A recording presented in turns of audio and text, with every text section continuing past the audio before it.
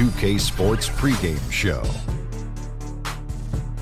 The All-Star break comes the trade deadline, Chris. Some players could be on the move. Do players get impacted if they hear the Warriors with a completely new five on the floor?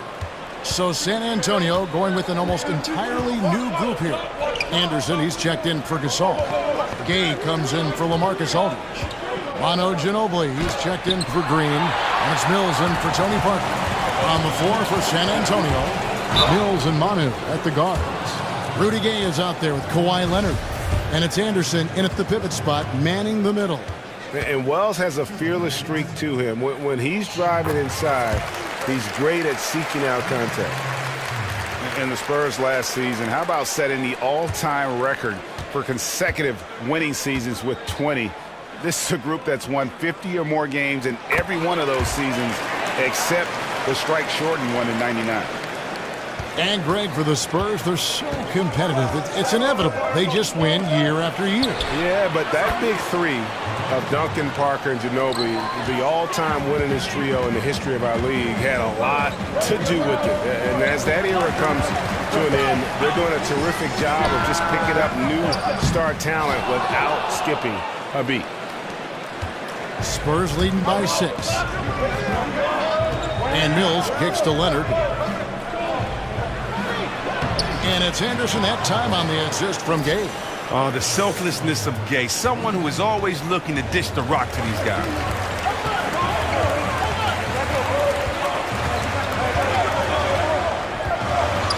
Feet away, off the left rim and out. The defense is doing just enough to bother him. Elbow shot is on the way. The shot, no good. Excellent D here by Iguodala. Teardrop shot. Livingston, that's good. Livingston's got his second bucket of the night.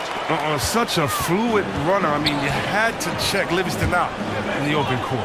3-second difference between shot clock and game clock. That's what we're talking about in terms of the activity level defensively. You got to protect the rim. Well, that takes physical ability, good timing, those two things that he possesses. 18 feet out. Rebound, Kawhi Leonard. Leonard's got his third rebound on the night. Here's Ginobili. LaMarcus Aldridge has been on display for the San Antonio Spurs. Between his points and his rebound.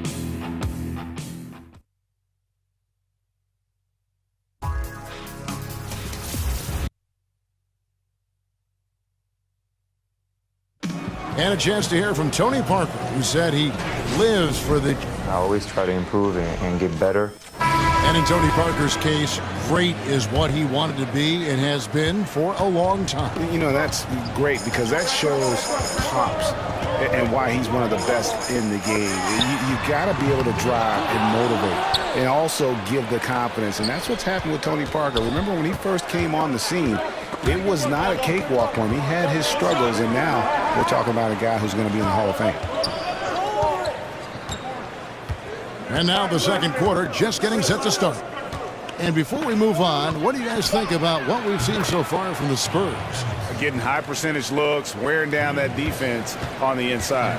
Right, and as the defense collapses, that opens up inside-out opportunities. Productive first quarter. On the court right now for the Spurs, we've got Kawhi Leonard, Murray out there with Mills, and there's Anderson, and it's Gay in at the 3 slot. On the sideline, let's catch up with Hall of Famer David Aldridge. Kevin, the Spurs' Greg Popovich talked about developing players.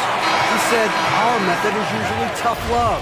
I don't think coddling works, and beating them to death mentally doesn't work either. You give them a clear picture of what's demanded, show care, understand what makes them tick. If that doesn't get through, you get rid of them. Kevin? And the military background of Popovich plays a part in this way of thinking. And we've reached halftime in this one. Spurs lead by 6. Thanks, Kevin. Kawhi, you have grown so much offensively throughout your career. What's the focus of that end of the floor? Thanks for the great interview, David. And we'll be back for the third quarter of basketball.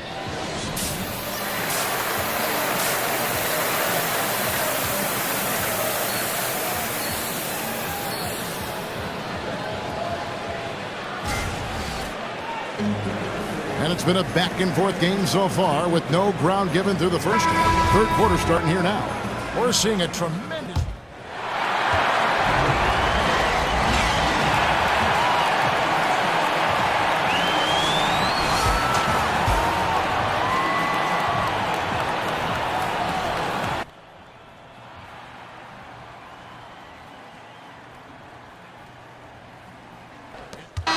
Many teams want to push the pace now. I know you like that. Some do it better than others. What's the key, and you've done this in college, to being successful with an up-tempo scheme? Well, I think obviously, one, you've got to have three-tool players who are unselfish by nature. Three-tool meaning once you catch the basketball, you are a triple threat. You can pass it, you can score it, you can dribble it. You're able to be a playmaker in every instance because once you allow people to spread the floor, and by that I mean the spacing is, there are 5 guys spread out maybe beyond the three-point line, so the defenders are essentially on an island until a screen comes. You've got to be a triple threat on the catch to be successful in those pace and space systems. You got to be able to shoot it too, Kev. That's the key. On the clock, baseline try. Not enough on that one as it misses.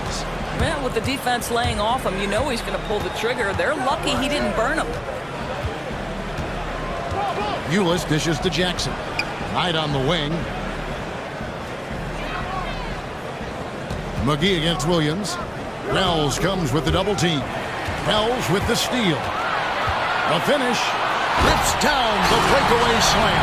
And that's such good work to make this a one-possession game. Terrific steal to get it all started. Suns leading by 3. Knight passes to Jackson. Chris off with the layup. You can see he just rushed that a little bit. Lost the focus, I think.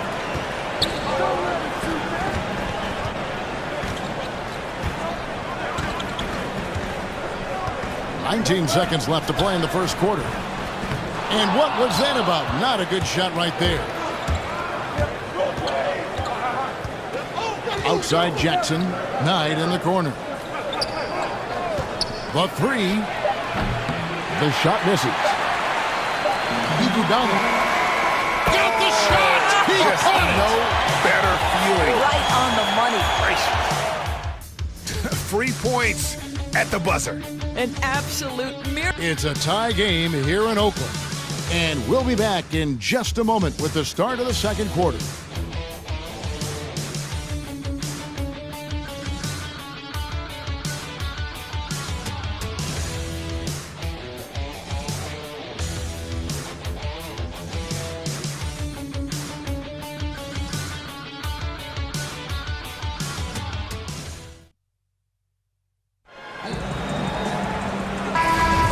Neither team able to build much of a lead up to this point as we start the second quarter.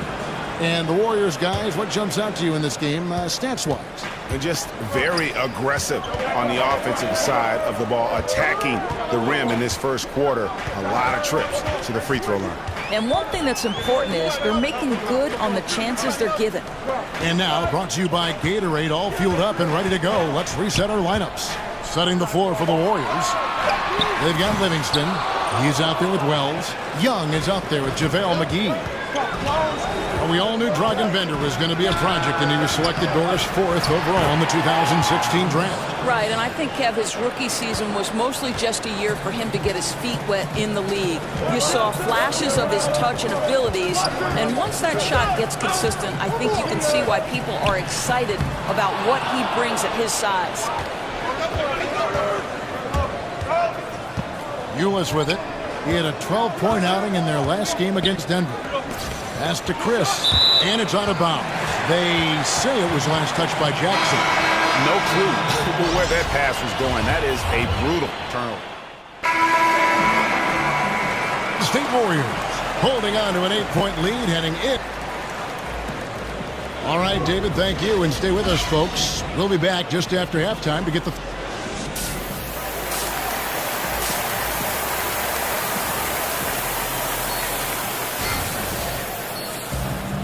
Now the second half about to start up and begin any moment.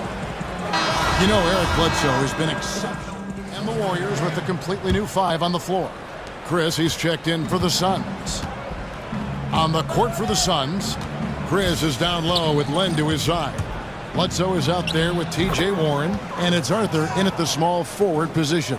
Has the ability to hang and adjust his shot mid-flight, making it really difficult to contest Bledsoe's jumper. We've got 1:28 left here in the fourth quarter. The kick out to Young. Passes to Livingston. Parked down low that time, and he got the 3-second call. So there's a new procedure for choosing starters in the All-Star game, Doris. Fans account for 50% of the vote, as you know. Players, 25%. Media, 25%.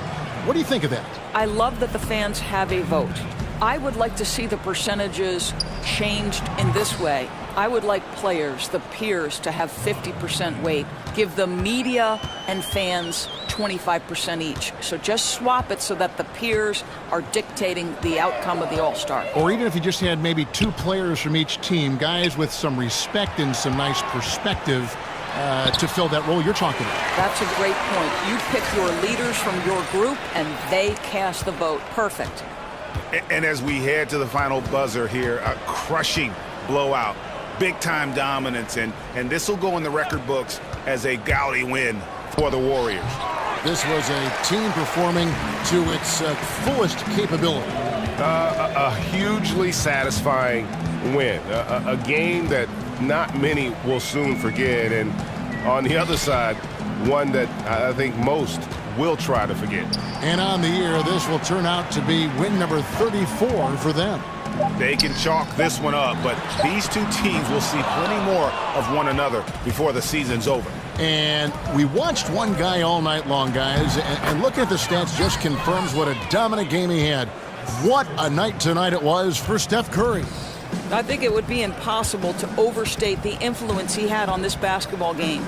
He was the centerpiece of what they did on the offensive end and the anchor of their defense. That's as complete a performance as we've seen. Up by double digits, little time remaining, way to defend your house. Well, this is what you call taking care of your business, showing dominance on their home floor. What an excellent effort.